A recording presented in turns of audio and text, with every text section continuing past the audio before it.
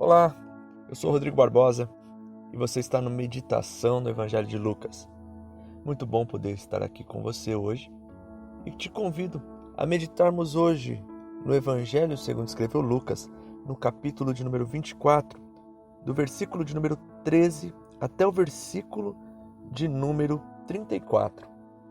Vamos falar sobre dois discípulos indo em direção a Emaús, o caminho de Emaús. Convido você para tudo nesse momento, a pegar as Escrituras e a crescer em graça e conhecimento na palavra do Senhor. Vamos lá? Evangelho segundo escreveu Lucas, capítulo de número 24, a partir do versículo de número 13, diz assim: Naquele mesmo dia, 2 dos seguidores de Jesus caminhavam para o povoado de Emaús, a 11 quilômetros de Jerusalém. No caminho, falavam a respeito de tudo o que havia acontecido. Enquanto conversavam e discutiam, o próprio Jesus se aproximou e começou a andar com eles. Os olhos deles, porém, estavam como impedidos de reconhecê-lo. Jesus lhes perguntou: Sobre o que vocês tanto debatem enquanto caminham?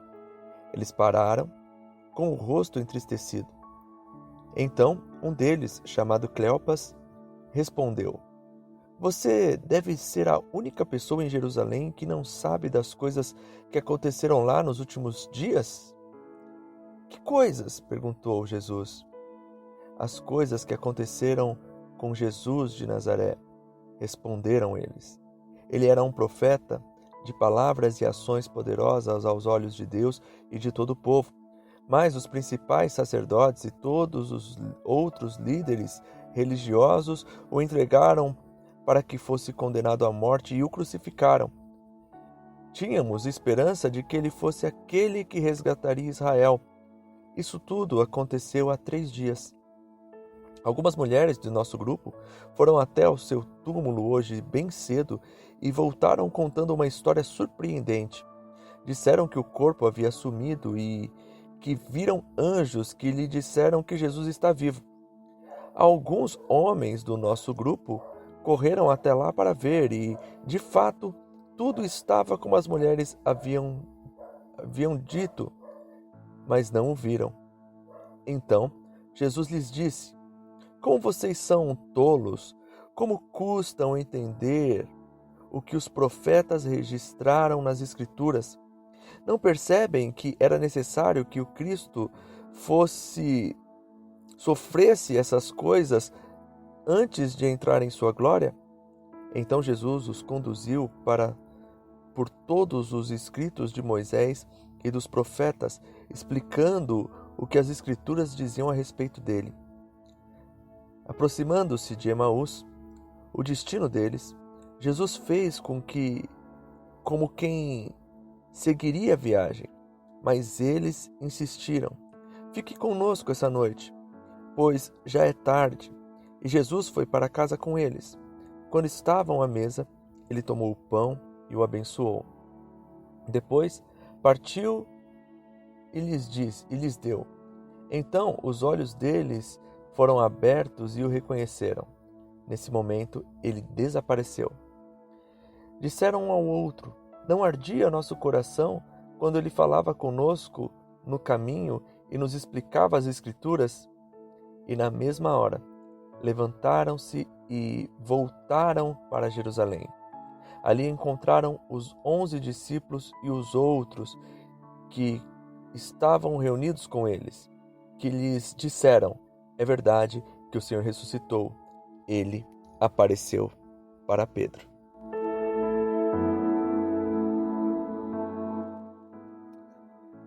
Bem, esse texto é maravilhoso. 2 discípulos, depois de todos aqueles fatos do sepultamento de Jesus, estão angustiados e decidem ir para Emaús, provavelmente voltar para casa. No caminho, estão discutindo, como nós vimos, discutindo acerca das coisas que estavam acontecendo. Estavam angustiados porque a expectativa deles havia sido frustrada.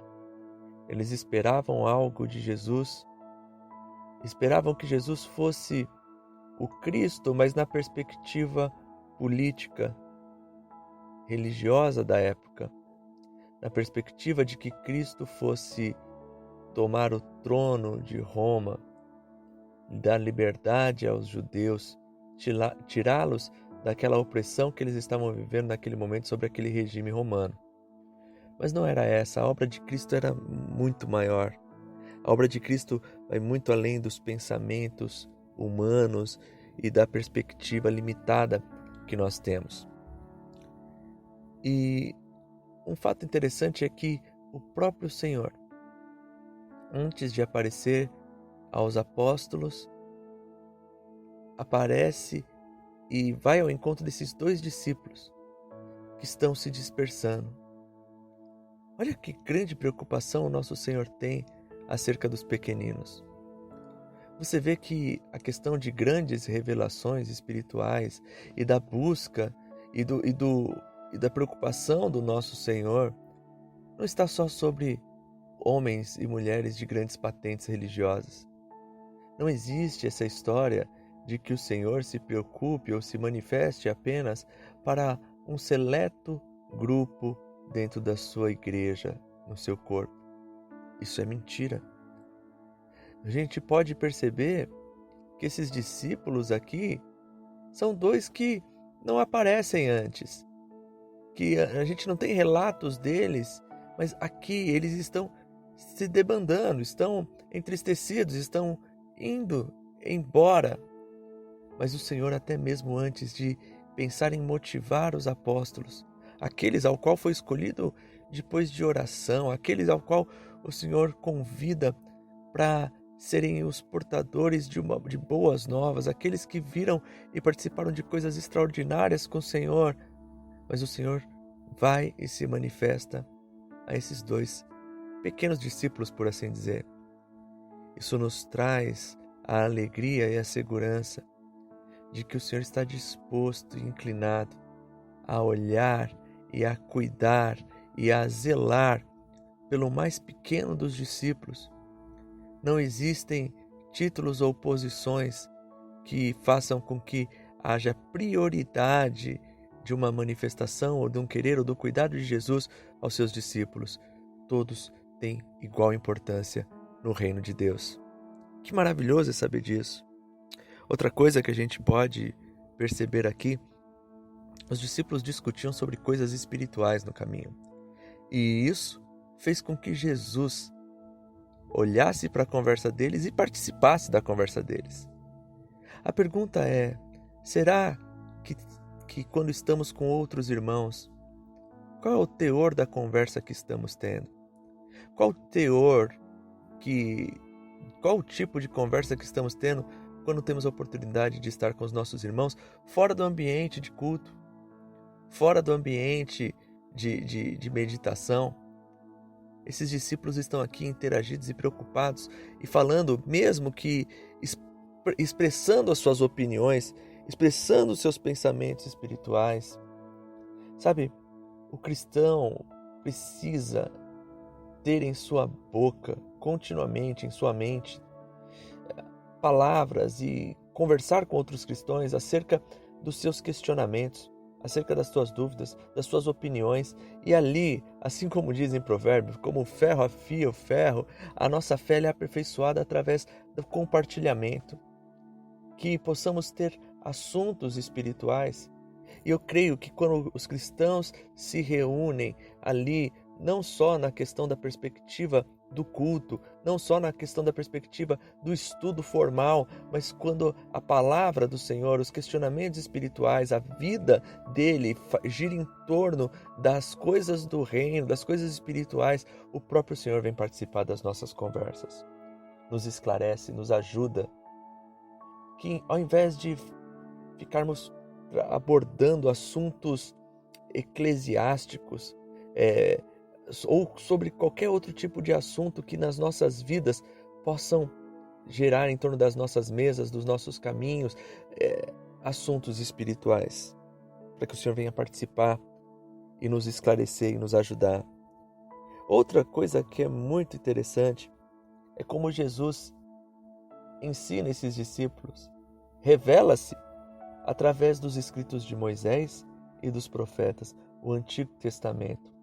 O Antigo Testamento está cheio de Jesus. Jesus está de Gênesis a Malaquias. Jesus está ali e ele explica nessa perspectiva do Antigo Testamento tudo o que fala sobre ele. Então que a partir do momento que você conhece Jesus, quando você abrir o Antigo Testamento, encontre Jesus. Coloque o óculos do Evangelho. Tire a lei e coloque a graça. E faça a interpretação dos textos a partir do momento da perspectiva de Cristo, do Cristo. Porque isso é o Evangelho. Jesus está ali, de Gênesis a Apocalipse, nas linhas das Escrituras, sempre manifesto ali.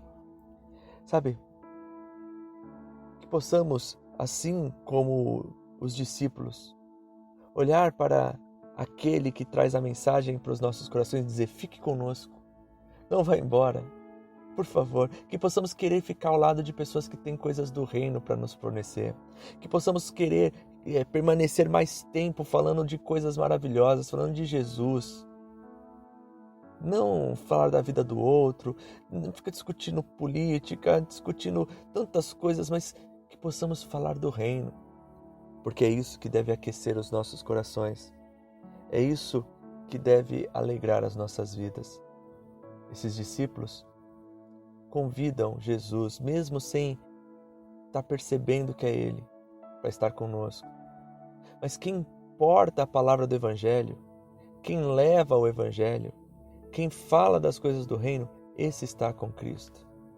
Esse manifesta o próprio Senhor. Que possamos querer estar ao redor da mesa com quem compartilha de Cristo conosco.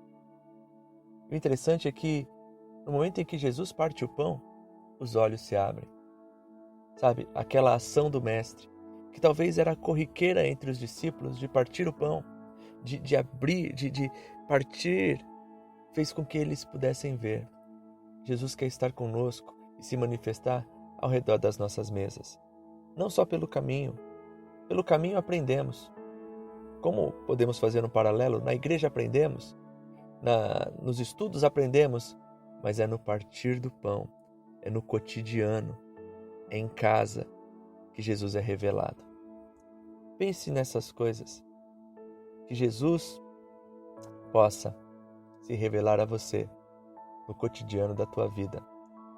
Às vezes podemos estar frustrados, não entendermos algumas coisas, mas se permanecermos na perspectiva espiritual, se buscarmos conhecimento e trazer Jesus para as nossas vidas, até as nossas frustrações